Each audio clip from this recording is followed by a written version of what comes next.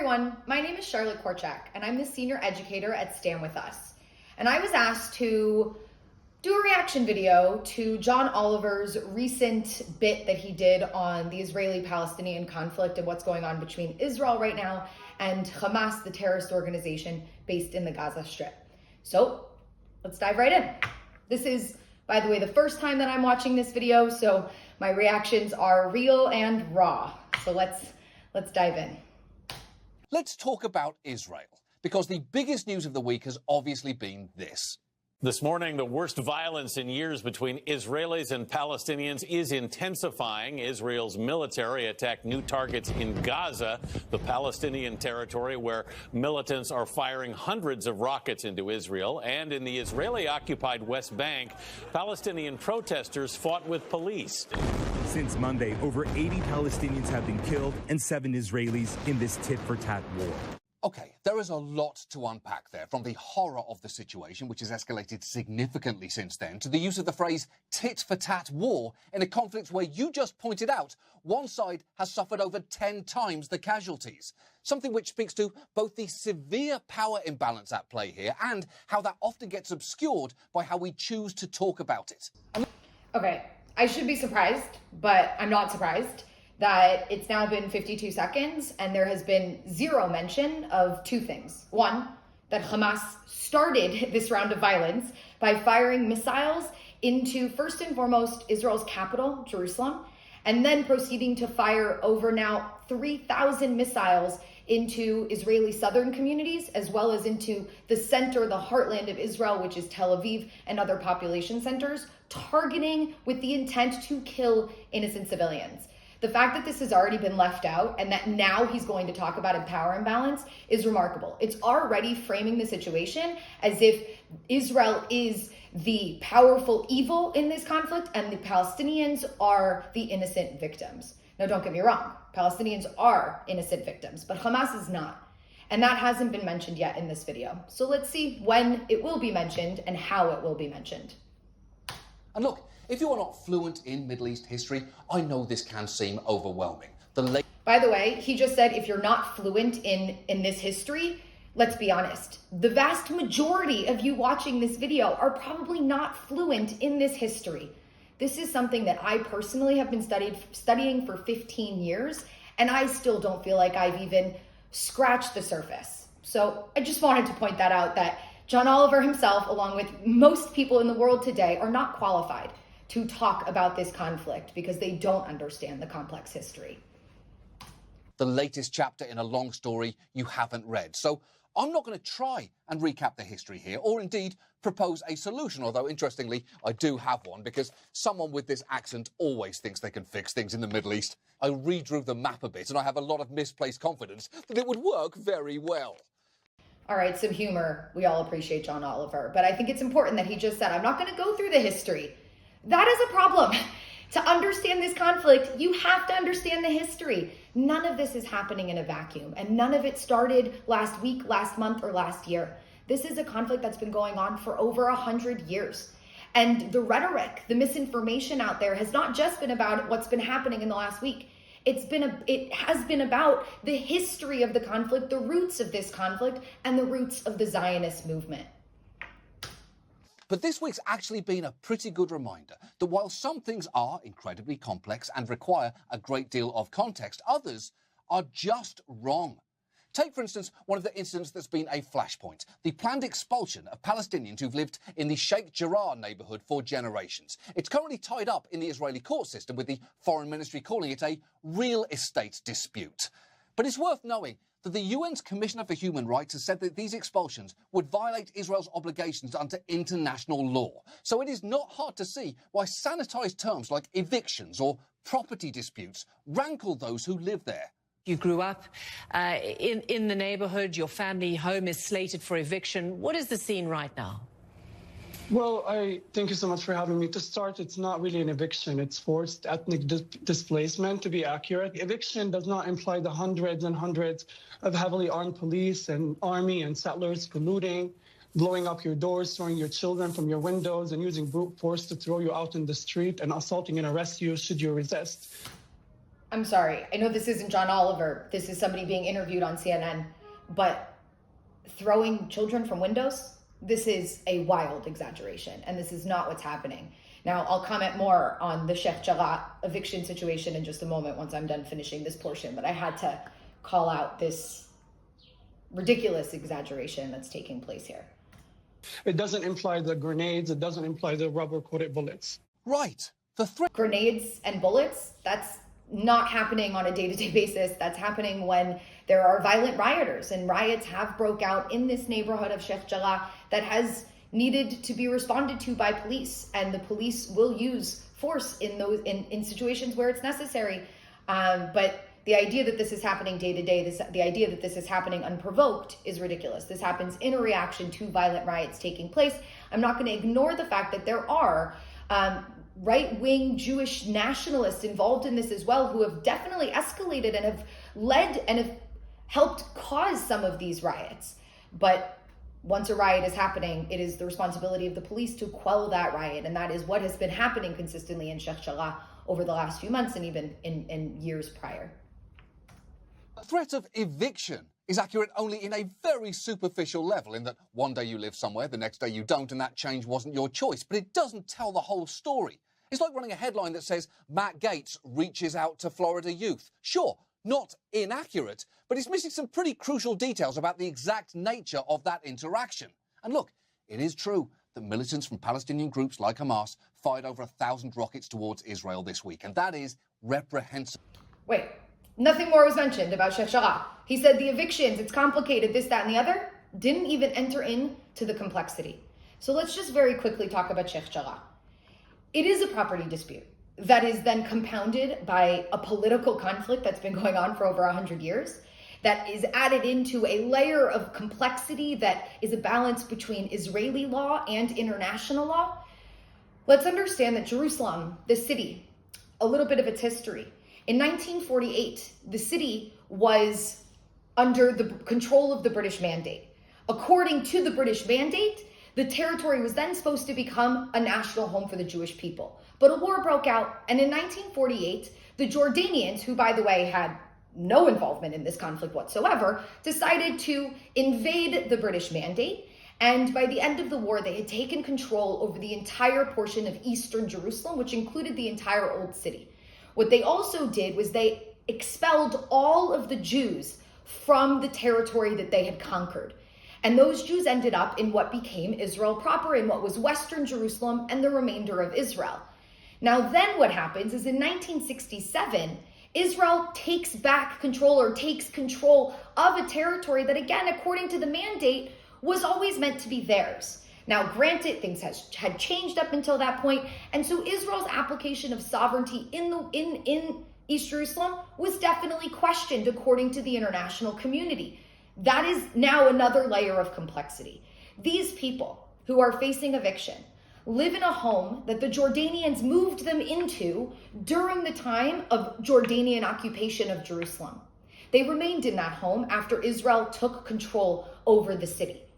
But after that happened, an organization who actually owned the property upon which these people live registered their land with the Jerusalem municipality according to a law that Israel had passed in 1970, saying that people could reclaim their property in eastern Jerusalem.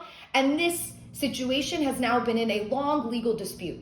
It is important to note that the residents who live on this property in 1982 actually signed a court order saying that they acknowledge that they don't own the property and that they would pay rent. Some did pay rent until 1993, when rent stopped being paid. 10 years later, the land was sold to another Jewish organization. And yes, I will concede, this Jewish organization's intention is to try to reclaim Jewish property for the purpose of also removing Arabs from Eastern Jerusalem and creating more of a Jewish presence in that area. I can't deny that. I will tell you, though, they're a fringe organization, and the vast majority of Israelis don't support their intentions, don't support their political drive. However, the problem is that they're using Israeli law. That is the law. And we have a court system that functions on the rule of law. We are a democratic society. And so our courts are ruling according to the law. And if you live on somebody else's property and you've now refused to pay rent to those owners for 18 years, unfortunately, you will be evicted. Whether the political reason is good or bad has nothing to do with the law. The law is blind. And so it is complicated, John Oliver, but you didn't touch on any of the complexity. And you wrote it away as if this is some evil policy of the Israeli government, when in fact it's just an organization who, yes, has, many would argue, really uncool intentions. But it's way more complicated than the way it is described in this video, as John Oliver himself pointed out. But then he brushes over the complexity and he allows his viewers to continue to think that somehow this is an overarching policy that demonstrates Israel's side is wrong, as he just stated in the video. Let's keep going. But, and I realize this. Oh, and I should note that it's now 2 minutes and 50 seconds when John Oliver first brings up that Hamas has been firing rockets into Israel for the last week and a half. And let's also be honest that everyone has neglected the fact that Hamas was firing rockets at Israel even before last week. Go back 2 weeks, 3 weeks, and Hamas has been firing rockets into Israel consistently, trying to escalate these tensions to the point that they reached a crescendo last Monday on the Temple Mount, and then, of course, with their rocket fire into Jerusalem. Now let's keep going. This is the most load-bearing conjunction in history, but the majority of those rockets thankfully didn't reach their target for a very clear reason. The casualties and the damage would have been greater, but for Israeli interceptor rockets, the so-called Iron Dome, which blew most of the incoming missiles to pieces. Yeah. So essentially the point is, Israel, a democratic country whose duty it is to protect its citizens, has invested millions, billions of dollars into our defense system to protect our citizens. Yes, we have sirens that go off throughout Israel that alert us to incoming rocket fire. Yes, we have an Iron Dome system that takes majority of these rockets out of the sky, blows them out of the sky so they do not reach their intended targets. But again, what are their intended targets? Innocent civilians in major population centers in Israel. And I also want to point out to John Oliver that regardless of our Iron Dome, we have now had 12 casualties as a result of rocket fire in Israel. And so what are you trying to say here? Are you trying to say that, okay, so you know what? Let's stop the Iron Dome. Let's let rockets fall. More Israelis would be killed. And then there wouldn't be this so-called power imbalance. So that's the point. That's what everyone's telling us, that if just we let more Israelis die, then our responses, our retaliatory attacks against the terrorist organization targeting our civilians would be justified? No, it's not about the end, the result. It's about the intention. Israel has a so-called Iron Dome, and I know, what if we blew up the rockets with more rockets? Sounds like something someone drunkenly wrote down on a napkin once, but it is a real military defense system that really works. And I also know not all the rockets were shot down. Israeli civilians were killed this week, which is terrible. But Notice, Israeli civilians were killed, but let's see what he has to say. Point is, this isn't tit for tat. There is a massive imbalance when it comes to the two sides' weaponry and capabilities. He's right. It's not tit for tat. Israel has not fired 3,500 rockets indiscriminately at the Gaza Strip targeting innocent civilians. He's right. It's not tit for tat at all, in fact. Hamas fires thousands of rockets at Israeli population centers intending to kill innocent civilians. Israel responds by attacking terror targets in the Gaza Strip. What do I mean by terror targets? You might think a terror target is a terrorist base somewhere off in the middle of nowhere, away from innocent civilians, where we could easily target the Hamas terrorists and nobody else. No. Hamas is a terrorist organization. They don't care about the lives of innocent civilians, not Israeli or Palestinian. As far as they're concerned, every Palestinian casualty is a martyr in their jihad, in their religious fight against Israel. And so they don't care. So where do they put their command centers? Where do they fire their rockets from? Where do they store their rockets? In civilian areas. They fire rockets from the roofs of hospitals, from the roofs of schools. They've stored their weapons in schools. Check out the UN acknowledging the fact that rockets were stored in their schools. which were found during the 2014 operation against Hamas. Yeah, Israel bombed a building that housed Al Jazeera and the AP. You know what that building also housed? Hamas intelligence offices. And from what we understand from the secondary explosions that we saw from that building, rockets or some type of ammunition. And yet for some reason, the ire of the AP and Al Jazeera is directed at Israel, not at Hamas, who were using them as human shields. So let's understand, it's not tit for tat. Israel targets terrorists. The problem is that the terrorists put their infrastructure smack dab in the middle of their civilians, making it impossible for Israel to effectively eliminate the Hamas threat without, unfortunately, also harming innocent Palestinians. And so I know it's been a long video, and I haven't mentioned it yet, so I will. Palestinian innocent people have died as well. Israel's made every effort to try to avoid it. But when you're fighting against the type of enemy that we are fighting, it is unfortunately impossible. But we are making an effort. We informed AP, we informed Al Jazeera, we informed every person in that building and in every other building that we have bombed to ensure that that civilian casualty count would remain as low as possible. This is a hard war, but it's definitely not tit for tat.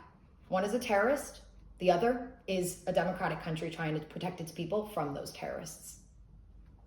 Most of the rockets aimed toward Israeli citizens this week were intercepted. Israel's airstrikes were not. They hit their targets, including a house in a refugee camp, a building housing the house in a refugee camp a meeting was taking place of high-up Hamas officials in that home. Again, why are you meeting in a home in a refugee camp? Because you know that Israel will target you, because you are high-up Hamas commanders. And again, we have to be able to eliminate the threat. So yes, we targeted a house in a refugee camp where Hamas officials were meeting. It's a war crime by Hamas to meet in that location. It's not a war crime for Israel to target that location. It's a sad reality, but in no way is it violating international law.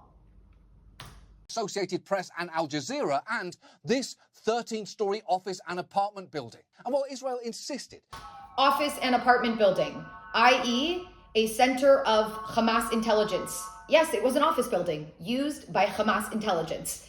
So it no longer is just a office building and apartment building. It becomes a legitimate military target. And again, every person in that building was informed that Israel was going to be targeting this structure. And they had 2 to 3 hours to evacuate to ensure that they would not be caught in the crossfire. Which is why when we did topple these buildings, the casualty count has remained significantly low considering the size of these structures. There were military targets in that building and that they destroyed it as humanely as possible, even warning people to evacuate beforehand. For the record, okay, props to John Oliver. He did mention it, but still with a but and an intention of still it's not enough. Destroying a civilian residence sure seems like a war crime, regardless of whether you send a courtesy... No, not a war crime. ...the heads-up text. And when dozens of people have seen their homes or livelihoods destroyed, it doesn't really help that the Israeli military posted this triumphant meme showing the explosion and the rubble labelled before and after. Look what we did. People lived there before and now they can't. You get it, right? This before and after image, I'm pretty sure is showing where rockets were launched from, which is why then it's showing an after photo. But I'm not really sure, which is, if I'm not sure, this doesn't even look like the same image. So I'm even confused about what this meme is saying. And I'm interested that John Oliver apparently knows exactly what this meme was saying. But I read Hebrew, and this in no way looks like a celebration to me of any kind. Yeah. And obviously, in general, you should probably never meme a war crime. But if you absolutely have to, at least go with something less boring than the before-after template. Really? You're going to talk to us, the Israelis, about not memeing war crimes? Really? Should I comment on the amount of memes that have gone out in the last week? Should I comment on the use of photos from the Syrian conflict in the last 10 years being used now as memes against us? Really? You're going to comment to us about not using memes? Move on, dude. Maybe use the Drake meme or the disaster girl. There's a building coming down, so checkmark already there, and it's a little girl with eyes that scream, I don't know what the Geneva Conventions are, and frankly, I don't care. The more I think about it, it works perfectly. All right, well, that was part one. So we'll carry on to part number 2 in just a moment.